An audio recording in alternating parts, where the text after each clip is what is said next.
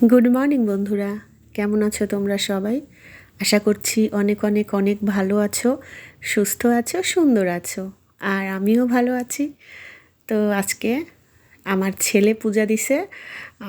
সকাল সকাল স্নান ধ্যান করে নিয়ে কোচিং থেকে আসলো, পরীক্ষা ছিল ওর। আসে তারপরে পূজা দিয়ে দিল। তো সেটা তোমাদের সঙ্গে একটু শেয়ার করলাম। মাঝে মাঝে আমার ছেলেও পূজা দেয় খুব সুন্দর করে। আর এদিকে আমি বাজার নিয়ে আসছে, তো বাজারগুলো একটু নামাচ্ছি। আজকে 2 রকম মাছ নিয়ে আসছে, তারপরে চিকেন নিয়ে আসছে। যেটা আমার একদম পছন্দ না, সোনালি মুরগি, একদম পাতলা পাতলা, মনে হয় মাংসই থাকে না গায়ে। আমি যেরকম ব্রয়লারটা পছন্দ করি, এই মুরগিটা একদম পছন্দ করি না। আর নিয়ে আসছিল হচ্ছে রুই মাছ। এই মাছটাও আমি পছন্দ করি না। তবে আমার ছেলে রুই মাছ আর কাতল মাছ ছাড়া কোনো মাছই পছন্দ করে না। আর আমার বরমশাই তো বাবা, মাছ তার মানে না হলেই চলে। তো মাছটা যেন অনেক বড় ছিল। দেখছো মাথাটা দেখে বুঝতে পারছো কতটা বড়? তো আমি সব আলাদা আলাদাভাবে রাখছি, যে কবে মানে কোন দিন কোনটা খাবো। বেশিরভাগ ভাজি করে খাওয়া হবে এই মাছটা। আমার ছেলেকে একটু ভাজি করে দিলে সে পছন্দ করে। আর এই যে মাছের তেল পটকা, যেটা আমার ভীষণ পছন্দ, মানে এটার বড়া ভাজলে যে কী ভালো লাগে। তো দেখো, রান্না তোমাদের সঙ্গে শেয়ার করিনি, রান্না করার পর দেখাচ্ছি। তো এই যে মাছ রান্না করছি, একদম বিয়ে বাড়ির মতো, মানে ব্যাপার বাড়ি বলি আর কি, ব্যাপার বাড়ির একটা ঝোল থাকে না যেরকম টেস্ট হয় সেরকম। আর এই যে এদিকে মাছের তেলের বড়া, মাছ ভাজা, আর আজকের মেন আকর্ষণ হচ্ছে পালং শাক দিয়ে মাছের মাথা দিয়ে বড়ি দিয়ে ঘন্ট, যেটা আমার মা রান্না করতো, এত বেশি ভালো লাগতো কি বলবো। আর এদিকে করছিলাম ছোটো মাছের চচ্চড়ি আর টমেটো। আর এই যেদিকে কলা ভাজি, যেটা আমার ছেলের ভীষণ পছন্দ। তো দুপুরের মেনু এটাই ছিল। খাওয়া দাওয়া করে চলে আসলাম নতুন বাড়িতে। আমার ভিডিওটা তোমরা যখন দেখবে, আমার বাড়ির সমস্ত টাইলস লাগানো কিন্তু কমপ্লিট। তো আমার ঘরের এই যে টাইলস লাগানো হচ্ছে। আমার এই বাড়িতে যেহেতু এখন সাদা রঙের টাইলস আছে, তো আমি চাচ্ছিলাম যে সাদা না লাগাই, অন্য কোনো রকম লাগাবো। অনেক ডিপ কালার না, তারপরেও মনে হচ্ছিল একটু অন্যরকম লাগাবো, লাইট কালারের মধ্যেই। তো কেমন হয়েছে তোমরা জানাবে। এটা হচ্ছে আমার ঘরের কাজ হচ্ছে, আর মায়ের ছেলের এগুলো কিন্তু হয়ে গেছে। তো ওগুলো এখন আর দেখাচ্ছি না, মাঝে মধ্যে দেখাই, কারণ এটা হচ্ছে স্মৃতি হয়ে থাকবে। এজন্য আমার বরমশাই কিন্তু একদম পছন্দ করে না। ও বলে একবারে কমপ্লিট হোক তারপর দেখাবি। কিন্তু ওই যে আমার তো মন মানে না। তো যাই হোক, আস্তে আস্তে বাড়ির কাজ হচ্ছে। আমাদের কিন্তু টাইলসের কাজ মোটামুটি শেষ। তোমরা যখন এই ভিডিওটা পাবে তখন হয়ে গেছে। তো এই যে চলে আসলাম সন্ধ্যার সময়, দেখো প্রসেশন বের হয়েছে।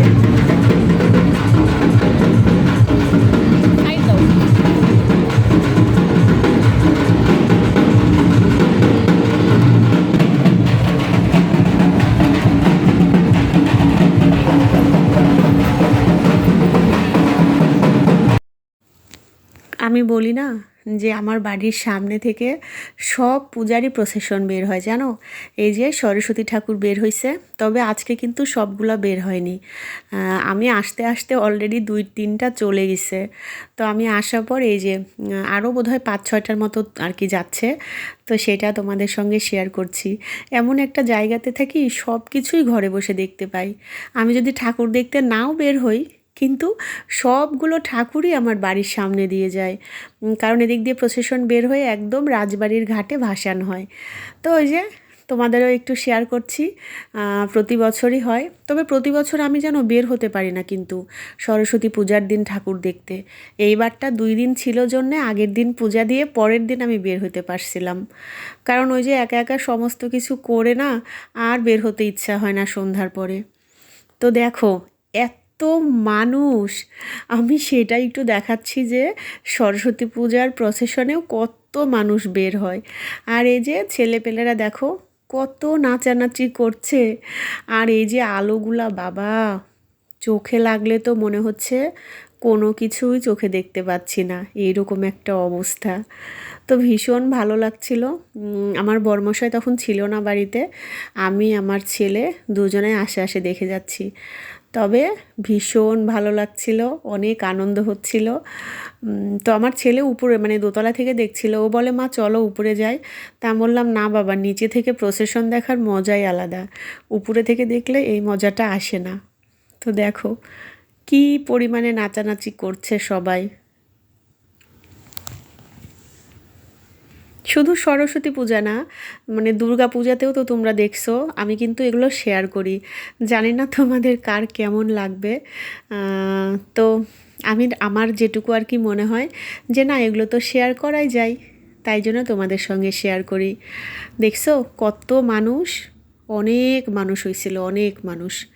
আর সবাই ভিডিও করছিল যে এত মানুষ হয়েছে সরস্বতী পূজার প্রসেশনেও। গেলবার দেখাইছি কিনা আমার অতটা মনে নাই, তবে সেই ভিডিওতে গেলে হয়তো তোমরা দেখতে পাবে, দেখাইছি বোধ হয়। অনেক মেয়েরাও বের হয় জানো, মানে যাদের পাড়াতে পূজা থাকে একদম, পাড়ার সব থাকে না, সব দল বেঁধে, এই যে দেখো দল বেঁধে সব মেয়েরা বের হয়, ঠাকুরের সাথে সাথে যায়।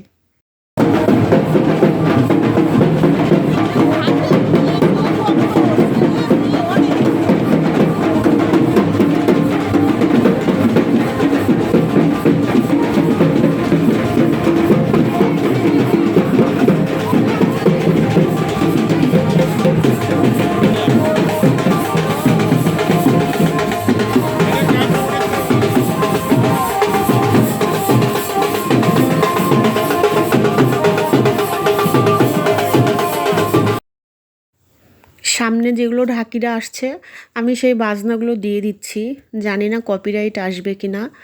আর তোমরা দেখতে পেলে ওইটা হচ্ছে আমার বরের বন্ধু আর বন্ধুর বউ গেল, ওরাও বের হয়েছে। তো ওখানে বেশ অনেকক্ষণ গল্প হলো, তার মধ্যে কিন্তু 2টা ঠাকুর চলেও গেছিলো। তারপরে এই যে দেখো আরেকটা ঠাকুর আসলো। তো আমি হচ্ছে ঢাকিদের বাজনাগুলো তোমাদের সঙ্গে শেয়ার করলাম। পূজার এই বাজনাগুলো অনেক সুন্দর লাগে না শুনতে? আমার তো খুব ভাল লাগে, ঢাকের বাড়ি যখন পড়ে কী যে ভাল লাগে। আর আজকে হচ্ছে মনে হয় এই 7-8টা কি 10টার মতো ঠাকুর আজকে হচ্ছে গেল। সব ঠাকুর আজকে যাবে না, পরপর হয়তো 2-1 দিন পরপর যাবে, মানে কালকে হয়তো যাবে, তারপর দিন যাবে, এরকমভাবে। তো আজকে যে কয়টা গেল সবগুলো তো ভিডিও করতে পারলাম না। আর এই যে দেখো, দেখছো যে কয়টা ঠাকুর গেছে প্রত্যেকটা ঠাকুরের পেছনে এত মানুষ, অনেক মানুষ ছিল। তো ঠাকুর যাওয়া একটু বন্ধ হলে তারপরে আমি আবার চলে আসলাম ঘরে। অনেকগুলো কাপড় জড়ো করা ছিল, শাড়ি বের করা ছিল, ওই যে সেদিন বের করছিলাম সেটা পরা হয়নি। তো ওগুলো আজকে ভাবছি ভাঁজ করে নেব। তো ভাঁজ করছে এদিকে, আর এদিকে কান একদম উঁচু করে দিয়ে আসি যে কখন আবার ঠাকুর যাবে, কখন ঠাকুর যাবে। আর জানো এবার সরস্বতী পূজায় হলুদ শাড়ি পরিনের জন্য মনটা ভীষণ খারাপ ছিল। সরস্বতী পূজাতে একটু হলুদ শাড়ি না পরলে আমার কেমন যেন লাগে। তবে গেল বছরও হলুদ শাড়ি পরতে পারিনি, একটু হলুদের ইয়ে ছিল। হলুদ শাড়ি ওই যে সেদিন বললাম না অনেকেই আছে, কিন্তু ওই যে পরা হয়ে গেছে, নতুন শাড়ি ছিল না, এই জন্য এই কালো শাড়িটাই পরছিলাম। তো যাই হোক, নতুন শাড়ি এই জন্যই পরছিলাম। তো এদিকে সমস্ত কিছু ভাঁজ করে নিচ্ছি। আর এত কাপড় চোপড় বের হয় কি বলবো, সেটা তো সবার বাড়িতেই হয়, তোমরা জানোই। কাচাকাচির অভ্যাস যাদের একটু বেশি থাকে তাদের মনে হয় জামা কাপড় একটু বেশিই বের হয়। আমার ছেলে এই জন্য অনেক বকা দেয়, বলে মা এত কাপড় চোপড় প্রতিদিন কাচবে না তো, হচ্ছে কিছুদিন বাদ দিয়ে দিয়ে কাচবে। তো আমার না সেটা হয় না, ওই যে বাইরে যায় ওরা বাবা ছেলে, তাদেরগুলো তো কাচা লাগেই, সাথে আমারটাও থাকে, এই জন্য আর কি হয়ে যায়। তো এদিকে গুছাচ্ছি আর ভাবছি আবার ঠাকুর আসলে আবার দৌড় লাগাবো। তো আমার ছেলে এখন বলতেছে মা ঠাকুর কিন্তু আর একটা আসছে। তো আমি ভাবছি যে হ্যাঁ যাবো, এটা গুছাইনি নিয়ে যাব। কারণ ঠাকুর আসতে লাগলে তো আমরা বাজনা শুনতে পাই, তখন বুঝতে পারি যে কত দূর ঠাকুর আসছে। আর বাজনাটা যখন একদম কাছে চলে আসে তখন বুঝতে পারি যে একদম বাড়ির সামনে চলে আসছে জানো, তখন আবার দৌড় লাগাই, যেহেতু একদম কাছাকাছি। তবে যখন নতুন বাড়িতে যাব তখন একদম ঘরে বসেই দেখতে পাবো, তখন আর দৌড়াদৌড়ি করা লাগবে না। তো এই যে দেখো কাপড় ভাঁজ করতে করতে আরেকটা ঠাকুর চলে আসছে।